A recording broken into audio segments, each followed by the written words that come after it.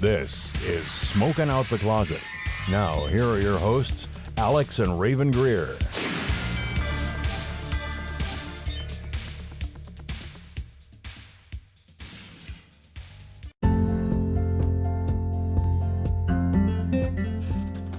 Hey Raven, guess what?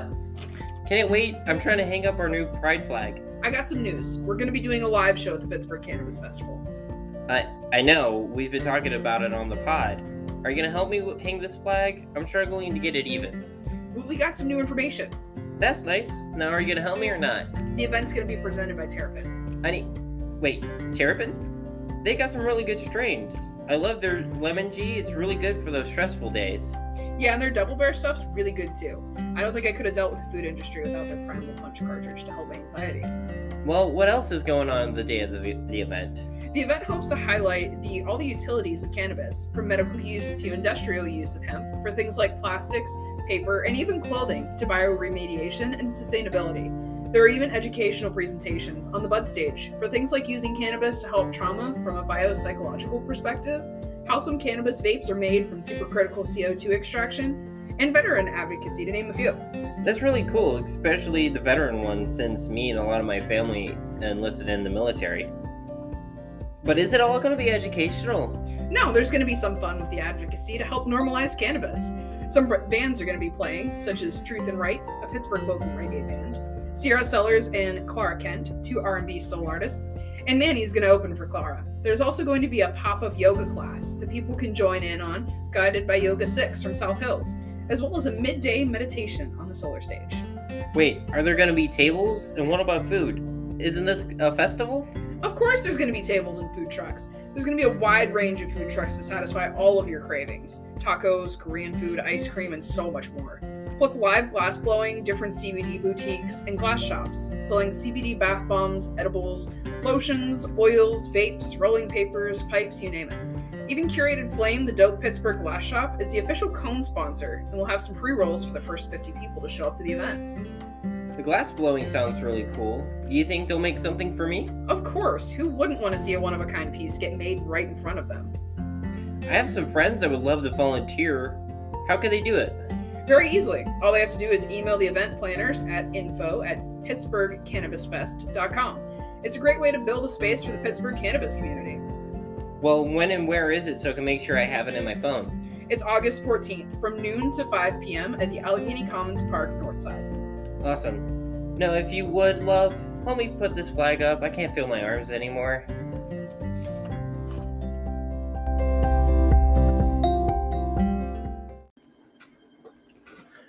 Hi, I'm Raven. I use she, her pronouns. Hi, I'm Alex. I use they, them pronouns. And welcome back to another episode of Smoking Out the Closet. How's it going, everybody? How's everybody doing? How are you doing, honey? Doing real well. My first episode back with you that wasn't our super extra special cool episode. Yeah. But yeah, I'm feeling good. Feeling real good. I had a good day so far. Ooh, excuse me. Hopefully you can't hear that burp on the podcast. Can I say real quick why I've had such a great day? Yeah, I got to hang out with your crew today at your dispensary. Yeah.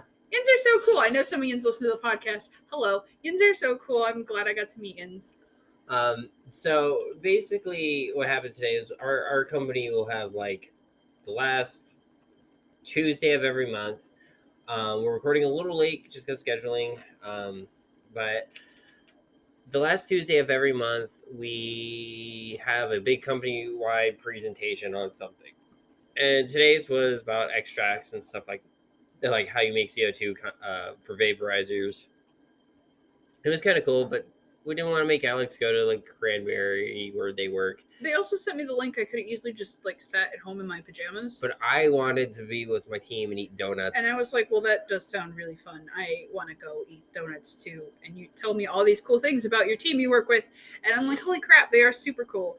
I got to attend the safety meeting this morning as well. Yeah. That was fun. And then we ran and got another small bite at Get-Go because we were still kind of hungry. Because after the safety meeting. Yeah, after the safety meeting, we got hungry again. Wonder why. Do you want to talk about today's strain that we're using? Yeah, today's strain. Play on words, this is actually a strain. Yeah, so it's by the grow processor Strane, which is owned by Holistic Farms. Yes, and this is Orange Crush. Yes. It's kind of like the soda. Yeah. Oh man, I don't know how are they getting away with that? Because it's like the soda. It does smell like the soda. It's weird. Yeah, technically, plus it's not like orange flavored Crush. It's just orange Crush.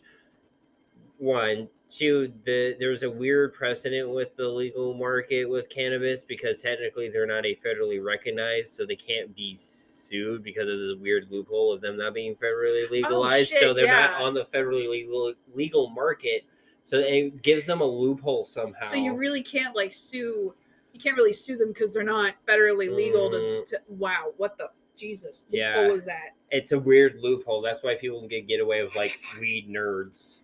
Jesus, so that's why all that stuff in California is chill. PA is kind of weird with that, but no, it does smell like the soda. You pop it open, smells like the soda. It's very orangey. Very orangey, tastes like the soda. And heck, it was so good that like I was drinking mango, Arizona juice, and I was literally just like, it made that even pop even more, and I loved it. If you're an energy drinker, though, I know a lot of people who are stoners and they drink energy drinks. Do not mix that with an energy drink. I had a blue, like low carb Monster. Holy shit, tastes like I smoked a cigarette. I don't like it. Unless you currently smoke cigarettes and you don't mind that, go for it. For me, I used to smoke and drink a lot of energy drinks. So just also those combinations, I was just like, I don't like that. Fair enough. What was I going to say? Oh, okay. So do you want to start what's going on in recent news? I know we've kind of talked about it a little off mic just because how bad everything has been since between episodes. Yeah. Because I know there's one thing that's really irking you about the narrative. Oh my God. Yes. I'm going to get on my soapbox. So everybody just ready up. Get your snacks. Dusting off for me. Thank you. So everybody, unless you live under a rock, you know about the whole Roe versus Wade thing. And Canada has been super chill with like opening their borders for people to be able to come up. And like the camping trips are being planned. And if that sentence makes sense to you, you know. And it's one of those hashtags, if you know, you know. Mm-hmm. But so this is the thing that bothers me as a non-binary person, as a non-woman with a uterus. We are being left out of, we royally, as non-women uterus owners, are being left out of this narrative. And it makes me so irritated. Because it's not only like I feel like we sometimes get a lot of shit from the community, from the inside. And then it's just kind of like, oh, hey, by the way, also, and I saw this like going to my own OBGYN before I found the good one in like State College. They knew nothing about polyamory. They knew nothing about like the LGBT community. And you have to like go hunting for some of these people, but they're out there. But overall, care for gender diverse people in general is just bad. It's just horrible. And I've seen it with you, like going to the doctor. It's rough. And this is a big deal. And it's a big deal not only for people who identify as women and have uteruses, but for trans men, non-binary people, people who are even intersex people. It affects more than just like women's bodies are women's bodies, yes, but also like the people who own these uteruses, they should have a say in stuff too. Mm-hmm. And it's just, it's a very badly double-edged sword. It really is, and I think it's mostly just because of the public. You do notice more of the queer-friendly spaces or queer-run places are saying this is an attack on people with uteruses, and a lot of people are saying that. And the people who are bringing it to their attention are the queer people with the uteruses, like myself, like another people I've seen on TikTok and like at a bunch of like protests and things. And I guess what we're reaching for is like, I guess somebody who has that power to say like, we need to make this more all-encompassing for people. Because like we're not taking it away from cis women who are fighting this. It's just it encompasses more than just cis women, and that's where the conversation needs to kind of be. Is there are a lot of people saying like, "Oh, you're a man, you don't understand." Well, not knowing that person is a closeted trans man who does have a uterus that still works. And then also it comes into, I know a lot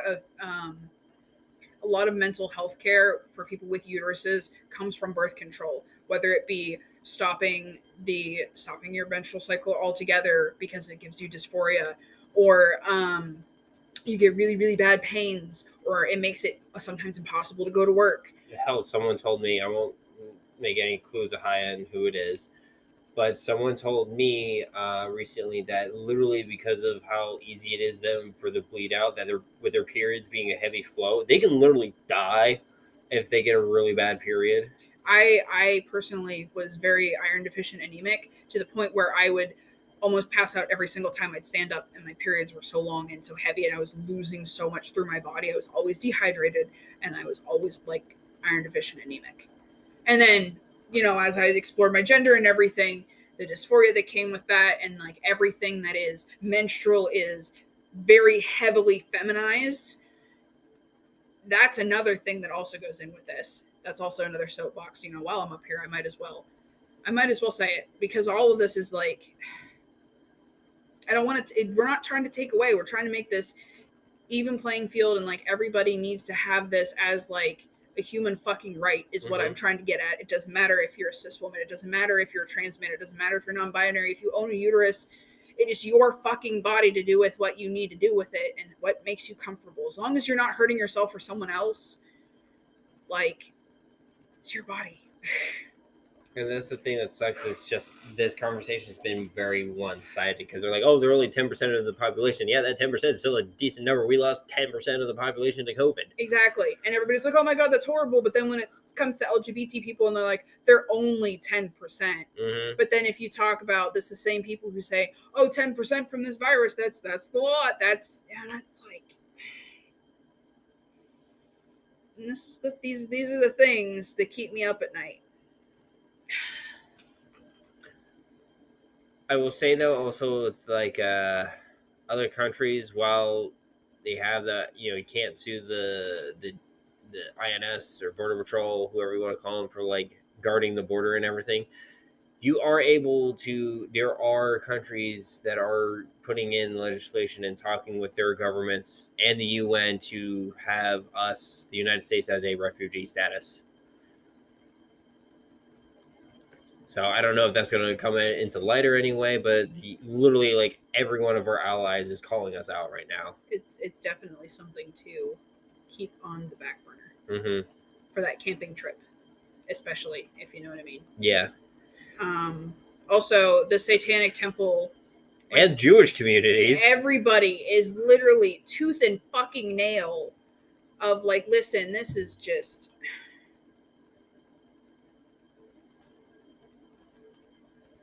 What's next is always my question. Because this is how it started in Germany. It's because there's a lot of that same fascism and nationalist ideology that's been pumped in the United States right now. That literally, we hit 9 out of the 10 things for a fascist regime, and we're very close to number 10. All this takes me back to like the Cheeto when he was in office. That's where I feel like a lot of this fucking... It's where it started. Yes, and the thing that is also terrifying is when Joe Biden is up for re-election and we have our next presidential election, he's probably going to try... The Cheeto is probably going to try to fucking run again, because nothing really happened to him that he can't run again. Actually, there might be. Might be? He's been actually charged and is currently under investigation, and there's a charge being filed against him for other stuff outside of with the January 6th insurrection, but also outside of it with like Epstein stuff. Well, let's just hope that he was a horrible enough businessman, and those, like, how many casinos he's ran into the ground. He's lost so much money during that presidency. Let's just hope he doesn't have enough money left to buy himself out of this shit. What do you mean he lost so much money? He has spent so much on his campaigning and everything, and like after all of like the clout and shit blew over. You mean $98 million from the U.S. taxpayers? Because he kept going to his golf courses, and all the Secret Service had to have tickets and everything to be on the facility to escort him. So him and at least 6 Secret Service members, just that, had to all pay tickets for everything. He lined his pockets with U.S. taxpayer money. That's another soapbox. Soapbox. We're going off topic. Anyway, that is what I'm afraid is going to happen, and that he is going to be the next like fucking Hitler. And I have seen it. Like him being president was fucking terrifying. And there's another thing, to like him and like Russia, because like look at how everything is disconnected with us in the States right now, and Russia's pulling these power moves. Guess who's the only country that can stop Russia? Yeah. Can't do anything while we're fucking struggle busting in our own turmoil. It's a fucking distraction, is what the fuck it is. They're distracting us from the shit that's going on with Russia. And I think that's why Russia's done a lot of stuff and been cut with us. So, anywho, we're still in Pride Month, so let's talk about. Excuse me. All right, Rick. Let's talk about Pride stuff. Speaking of Pride stuff, I'm looking at your freaking pear glasses. Do you want to talk about those? Okay, yeah. Listen, mine were supposed to come in the mail today. I'm so upset. I was stalking the website this morning. I was like, we're doing this fucking podcast episode. Maybe by something they can get from California to here so I can wear them on the podcast too. But nope. These Pride glasses from Pear. Yeah, so... not a sponsor, but we would totally take a sponsorship. You give them out to everybody on TikTok. We are also on TikTok. This is by Pear Eyewear. I don't know who the parent company is. I don't know if they do their own thing. But essentially, they have a bunch of their, they're the ones that like you get the basic frames and they're magnetized, and you just have like little cool designs on the front. You can just keep stacking on. If anybody or any of our listeners spend any time on TikTok, I'm sure some of your favorite big creators or the huge creators that are on TikTok that wear glasses. All of them are sponsored by these glasses, and they're freaking great. But like, yeah, you just clip on your neck. You can change your frames with your clothes. It's amazing. So I got the sunglasses and the trans pride ones. And so what I do is, if I want to wear my sunglasses and trans pride, I'll put the sunglasses first and then put the trans pride on it. Sometimes I'm just lazy and I'll have the trans pride on my glasses pretty much all the time, and then just throw my shades on top. But they're really cool, and I really like them. Mine are coming tomorrow now at this point. And I got the black Larkins is the name of the frames. And because there's some of the bigger ones. I like the big ones. And I got the progressive pride flag ones, and I got the non-binary ones, and I also got the shades. And that's what I'm super fucking excited about, is because I love sunglasses. And I love to like not have my eyes assaulted by the sun when I go outside and when I'm driving, because I can't see as it is. But double stacking glasses and sunglasses is horrible. And you Those clip-ons are okay. Yeah, and I had the 80s style dad clip-ons, the stereotypical ones that like fold up, like that Chris Farley gif everyone uses online. Like see, nobody cares. Yeah, like those glasses. That's not Chris Farley. No. That's not even the same movie. You're thinking Jurassic Park. Yeah. God damn it. And he doesn't have flip-up shades. He doesn't have flip-up shades? No, the guy he's talking to has mirror shades on. Oh. He doesn't have sunglasses on. What is wrong with Throw it a chair. Anyway. I'm so sorry. It's okay. So the big topic we wanted to say for the last episode of Pride Month was this. Every year, it seems like that there is a big debate online if kink and BDSM belong at Pride events. And basically, I wanted to say the short answer, 100% yes. Yes. So why is there a debate? Do you know, Alex, do you have any idea why there's always a debate? Because I actually looked up how it started, and it actually gained big traction, because it feels like after a certain point it just blew up. Mm-hmm. It used to be more like small murmurs, but now it just like all of a sudden went. I know there's always like you want everybody to feel comfortable at Pride. Mm-hmm. And I know that's always the thing that I hear every year is we want everybody to be comfortable at Pride. Okay, well then, but I think that's the first thing that comes to mind for me anyway, is that. So, it all started in 2019, ironically. Now, like I said, there's always been better, but the time it really like massively blew up in our community was 2019. With a since deleted tweet from a since deleted Twitter account, said, "Please don't bring your kinks/fetishes to Pride. There are minors at Pride, and this can sexualize the event." Kind of feeding into what I said of they want everybody to be comfortable.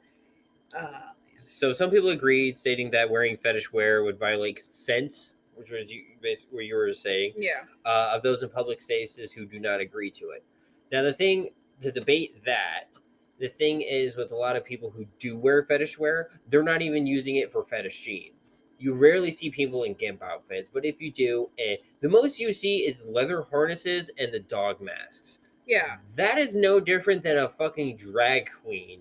Because that is also very gay man culture. Yes.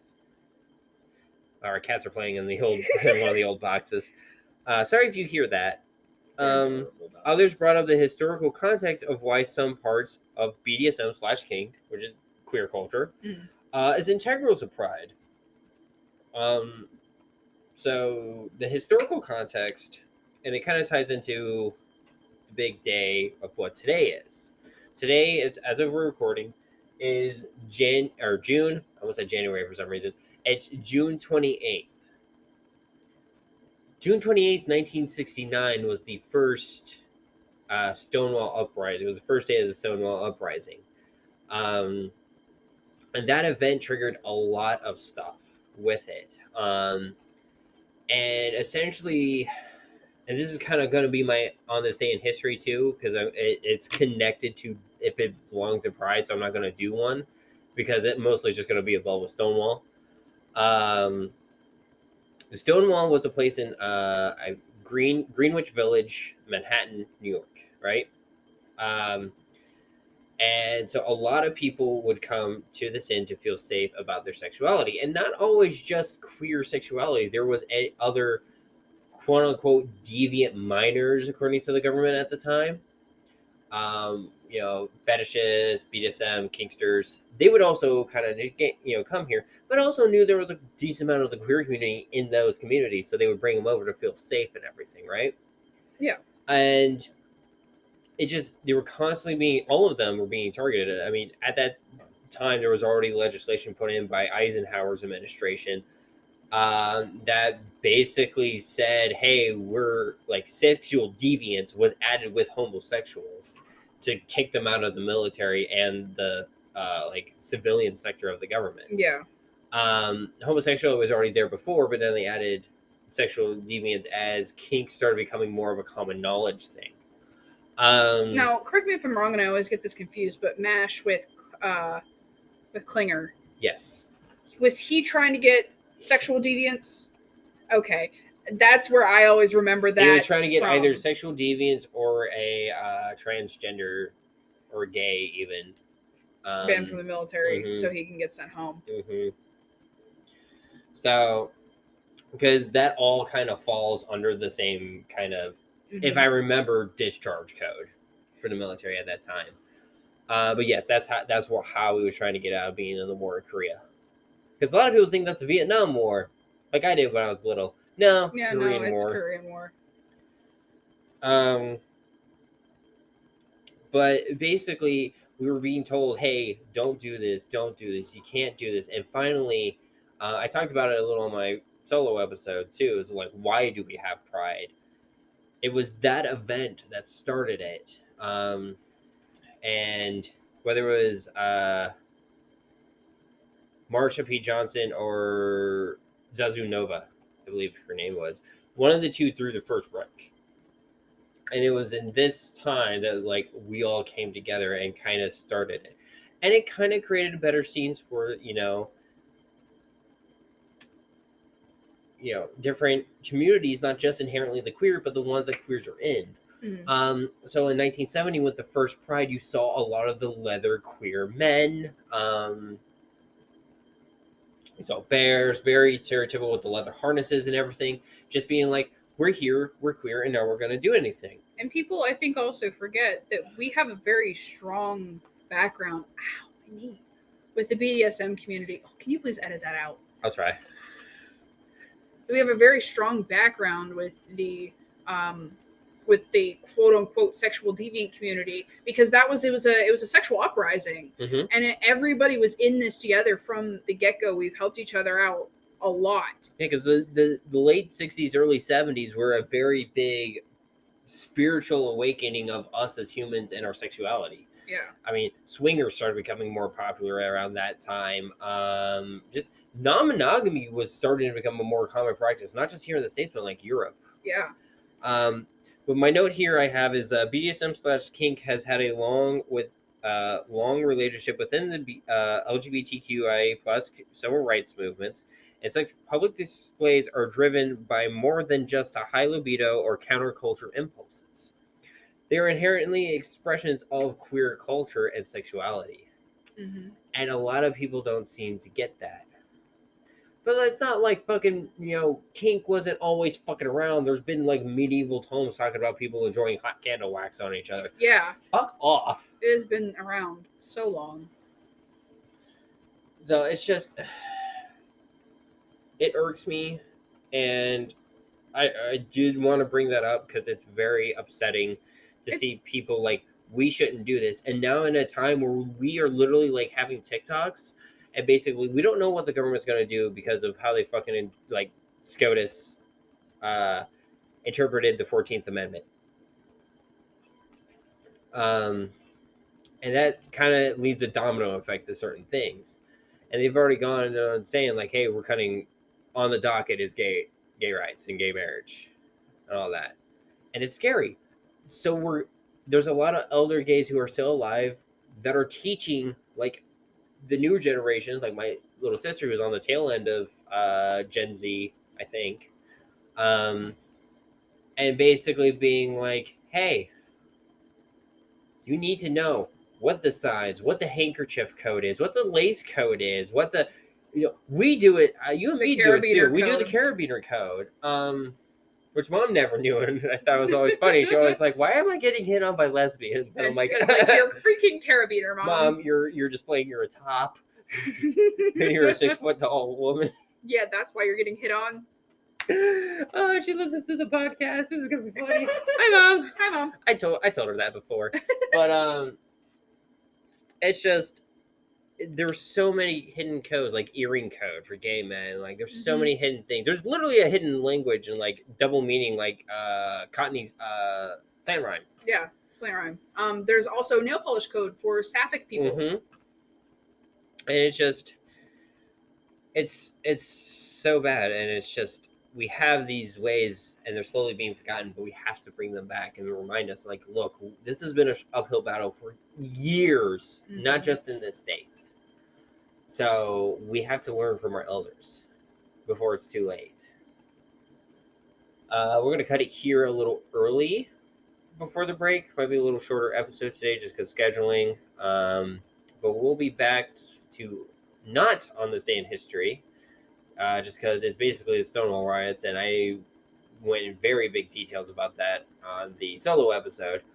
But we'll be back to us talking about our fun little excursion to the Junior Chamber of Commerce Players Rocky Horror Show for the Pride Rocky Horror Show shadow casting.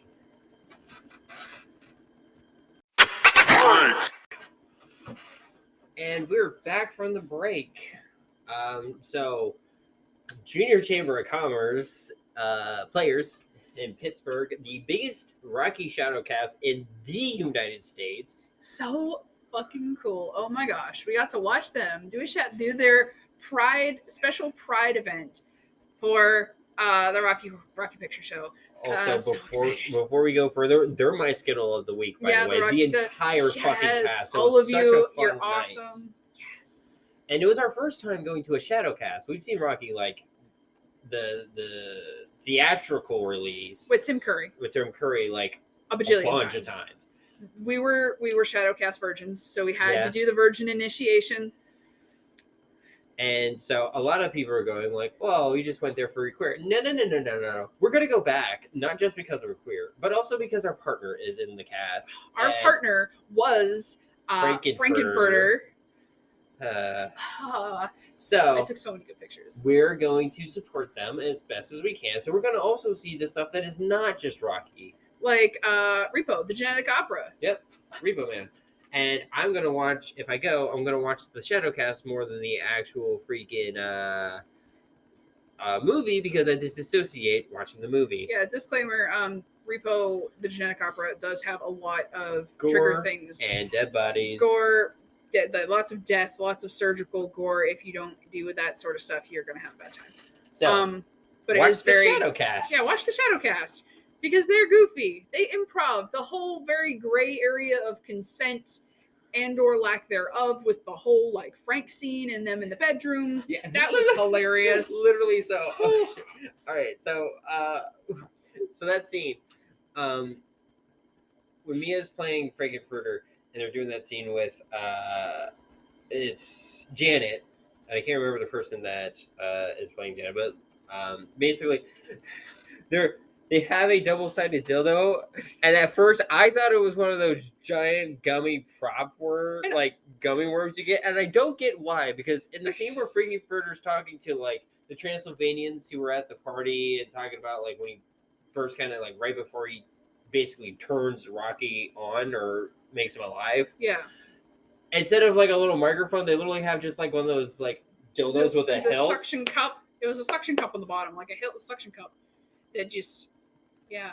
And I'm like, why wouldn't that be a double-sided dildo? I legit thought it was a giant gummy worm for some reason. I thought it was a summer sausage. And I told Mia that. I said, why were you running across the stage with a summer sausage? And I was like, oh no, that's a double-ended dildo. And then it got stuck underneath the big prop box they also used for like when they were acting stuff out. Yeah, where they hide the props on stage. And it was fun. Like literally, so like when front row, I had Frankenfurter on my lap. Ha! When like the MC was kind of like, hey, rule number 1: if you're not having fun, is to have fun. If you're not having fun, you're doing something wrong or someone wrong or Pony Boy. It was so fun. I loved it. Oh God, I can't wait to go back. The fun hangover though. I had such a great weekend, and then Monday was Monday and real fucking hard, and I was like, fuck. Yeah, that's part of the reason why we kind of postponed recording on Sunday or Monday, is because Sunday was the Rocky. Saturday night into Sunday morning we fucking slept. I didn't go to sleep until like 4:45 in the morning. Yeah, because the show was at midnight. Yeah, it's a midnight show on a Saturday, as is tradition for Rocky Shadowcasts. And I didn't get to sleep until 4:45 in the morning, and then we woke up and we just kind of chilled. We all came back to our place and just chilled and smoked and just watched TV. And we kind of just recuperate, grief recovering over what's going on. Yeah. Too, so. But it was a nice reprieve from all of that shit we talked about earlier, to just sit down in a theater with a bunch of other people who were there for the same reason as you were, because they loved this weird cult classic. Oh my God, can we also talk about what they did bring it up? And so basically half of the proceeds for that night went to Planned Parenthood, and I donated all what was left of my cash tips at that time to they were donating to Planned Parenthood. They also tweeted we raised I think it was $200 that night for Planned Parenthood, which was awesome. Right? Yeah. And so I mean, and that's really good for just basically a small local theater. That's like that. They can't do a whole lot, but they're really good, and they're really involved with the local pride events too in the area. Yeah. Sorry, I think I got bit by a bug or something. Because Dormont Pride was Saturday, and the Junior Chamber of Commerce players were out with Dormont Pride because their theater is in Dormont. So, yeah, oh my gosh, it's so exciting. I had so much fun. I just want to go back to every single one. But can we just talk about the reason why I brought that up was because the MC, and I don't know how comfortable they are if they're going to use their stage name or their real name or whatever. So just to give them the benefit of not revealing their identity. Anonymity. I can't pronounce that fucking word. Animosity. Being anonymous. Yeah, being anonymous. Whatever you want to say. Fuck it. Then they were like, hey, Frankenfurter, how do you feel about the recent decision by the Supreme Court? I think we could have done better than that. Because it was literally like after Columbia says, he's okay. And Frankenfurter goes, okay. And that pause. The callback. They say the callback, and then just, I think we could do better than that. And I just lost it. It was, I also loved how you could tell there were people who go to every single show. They know every single callback. They've been doing this for fucking ever. Mm-hmm. And like we had the pleasure of one of them sitting in front of us, and he was like feeding back on both sides. Those guys actually work. They're part of the crew. Oh, so wait, they have like designated callbackers. Yeah, some of them are like more of the technical people, or like the ones that collect the props too. That'd be so cool. Yeah, I mean, you can probably do that. I kind of want to get involved a little bit, but also I don't want to like overwhelm myself with my schedule and shit. That's also totally fair. This D&D campaign that I've been trying to do and like fucking doing everything else. I'm thinking about making a solo story-based podcast. So many projects going on. Anyway, coming back to Rocky, but they also did, a while ago they did a Rocky shock treatment double feature. Mm-hmm. They actually did the double feature. Can you imagine like you wouldn't get home until it'd be late outside before you get out of there. Now, I really want to see shock treatment. Yes. They also done. We watched the live stream, but it was we talked about it on the pod for Reefer Man. Yeah. Or Reefer Madness, not Reefer Man. Reefer Madness. Then like I recognized some of the cast. Yeah, same. From that. I was like, okay, cool. I will say the person who played Brad Majors in the Shadowcast, I feel like really captured the mannerisms of Brad Majors and exaggerated it in a comical way. Oh, they were great. Oh my goodness. Even in the scenes where like it was like, because they make fun of it and kind of like we'll do stuff on the side. We like where like they're not really on camera, but if you look at the Shadowcast, they're kind of just background acting a little bit. Yeah. And some of them were very funny, and I really liked it. With the double-sided dildo bit, they're like Frankenfurter was basically just like slapping it on Janet's stomach and like put it in the belly button. I don't know what to do. I'm a virgin. Well, here you put it in your belly button. This is all consensual. This is all consensual. Yeah, like in the beginning too, they were just like, hey. Consent. They talked about also like interacting with the audience, like don't touch the actors, don't throw stuff at the expensive fucking screen. Like, audience, do not touch the actors. Or no, audience, do not touch. You see this big white screen behind me? Do not throw stuff at it. Do not throw things at the expensive fucking screen. It's very expensive to replace. Audience, you see these actors? Do not touch them, even though they're easily replaceable and they're cheap. Don't touch the cheap fucking actors. Don't throw things at the expensive fucking screen. And I think at one point when they said cheap actors, someone shouted "and easy" from the actors area. Don't get any ideas. They don't look like this in the morning. But yeah, it was planned out prior. I gave consent to be interacted with to Mia, who was Frank, and it was great. That was really fun. I got all dressed up too. Yeah, you got all dressed up. I got burnt from makeup stuff for some reason, and I know the reason, but I was like, nah, I'm not doing Eddie. But you were kind of Eddie inspired though. I kind of did realize I kind of finally found my look from this show. So thank you, Rocky Horror, for helping this trans girl finally find her style, finally pin it down for Rocky us. was a gay awakening for me. Rocky Horror was probably part of my gay awakening a bit, because fucking Tim Curry. Right? Young Tim Curry as Frankenfurter. Holy shit. But I also like that, you can literally get $3 prop bags, and it has instructions of like, hey, this is what you need, this is how you do it. It has all the props are there, your toast, your toilet paper. The Hollywood and Dormont does not like water guns, squirt guns, don't get them wet. Yeah. And rice, because they have to clean up the fucking theater. So no fucking rice, no sausages, no meat, no hamburger, nothing gross. Nothing sticky, yeah. And don't, there are scenes where, literally at the callbacks, you go, Brad, asshole, Janet, slut. Please direct them to the screen, not to the lovely actors. But yeah, they taught us all the Rocky etiquette for all of the virgins. There were a lot of virgins in the room. Yeah. I thought there were maybe going to be, a handful. No, that theater was also rather full. Yeah. Oh, God, that was so much fun. We were right in the front. Someone actually did the lipstick V for their friend who was a virgin. I still have my virgin pin. I'm going to keep that. I have my virgin pin. It is on my bag that I take to work with me now. It's on my vest. Yes. I should actually get something Rocky related on that vest. I want to get a lips patch for on my jacket. Yeah. Put it on the back. We should totally hit up Mr. Seams and see if they have any. Totally should. Trying to think what else was that night. Like, that was really fun. Just hearing some of like different callbacks, and I made a callback up. You did. And I said it. About Meatloaf's character. Yeah, so Eddie, if you've seen the movie, there's a song talking about Eddie. It is like, what a guy, makes you cry, and I did. I literally go, what a guy, had him fried, and I did. Because they eat him later. Yeah, they do. Unknowingly. But yeah, it was. I gotta scoot up. I think I'm a little too far away from the mic.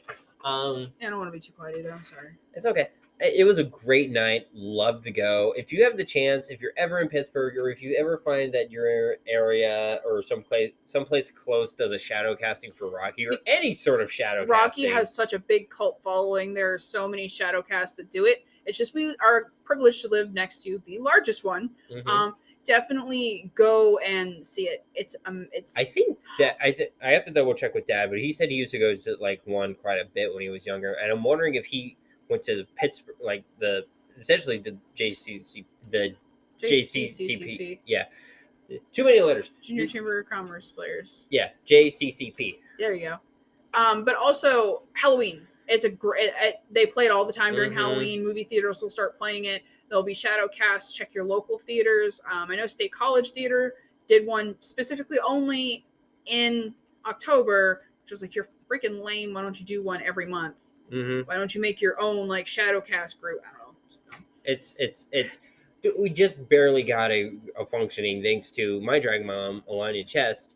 We just got a functioning drag community out there. And the theater was getting a little bit more okay, because like when I looked for like that one time, I was like, I wanted to go to the Rocky Shadowcast the theater was doing for their Halloween one, and I ended up like working or having work or something happened. COVID. Mm-hmm. That was still a COVID thing. They did one a really long time ago. I don't know, that State College's theater just kind of dropped off, which was sad. And State College's theater was just kind of run by a bunch of assholes. Let's just say that. Kyle. Fucking asshole. Even before he worked there, they're kind of snobbish elitist alumni that you get at Penn State, and fuck that. Fuck Penn State. What? Him. Phineas. Huh. Being a butthead today. But yeah, I think that's all I have today. It's a little shorter episode, but I mean, let's use this time to kind of reflect on, what the Stonewall Uprising gave us and try helping create a better future, because we're all grieving. All of us in the community, and those women, non-binary people, or trans, mass people who are not slugs for salt. Mm-hmm. Basically just being like, hey, you're grieving, and we totally get that. We need to take this time to just let it out. It is rough. It is. And under the desk, the TikToker who does like news announcements under their table, Ashley is going to have a grief counselor, I think today. Kind of talk to everybody on how to process grief and everything. There's links in the bio to how to like get help and everything. So I like them. They're like cool. The way they deliver the news is more comforting than the way that like, because it's under the desk. It's kind of like, hey buddy, how's it going? How's it going? It's okay. Like, they get down on your level. So, but yeah, that's been a roller coaster of an episode today. Yeah, it really has. We already have one big topic. Can I talk about it a little bit for next week's episode? Sure. So we don't recall. I haven't gone back through all the episodes yet, but we have not recalled if we actually broken down what terpenes are exactly, because next episode is going to be after Pride Month is over. And we go into Wrath Month. Yeah. It's LGBT Wrath Month.